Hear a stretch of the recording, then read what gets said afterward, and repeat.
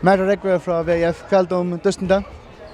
Øyelig unnøkt ved dissen der vi kommer ordentlig illa fra början og gjør øyelig noen vittler og det er slitt så vi tapper vi nesten 20 mål. Det kan man ikke være nøkt vi.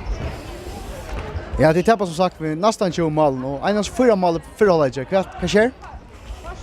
Ja, jag har alltid näck som spela in när vi det är släckliga tentor som norsten. Det är faktiskt en viktig diss för norsten. Norsten är att vinna alla dissnar som det har efter för kommer vi i FN-finalerna och vi tar som så inte ett spel om en ochara ära och ochara bär för handbollen och det är inte något tentor där mot det här.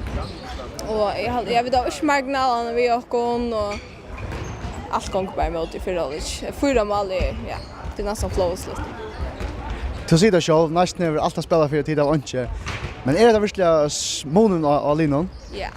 Jeg har alltid det at nesten ødelig for en klasse bedre i det. Det er spillet som et liv som virkelig vil i en FN-finale. Og jeg har alltid ønsket at det er en øyelig god kandidater til det, og det ser man. Det er alltid. Jeg har vært god vunnet til Norsten.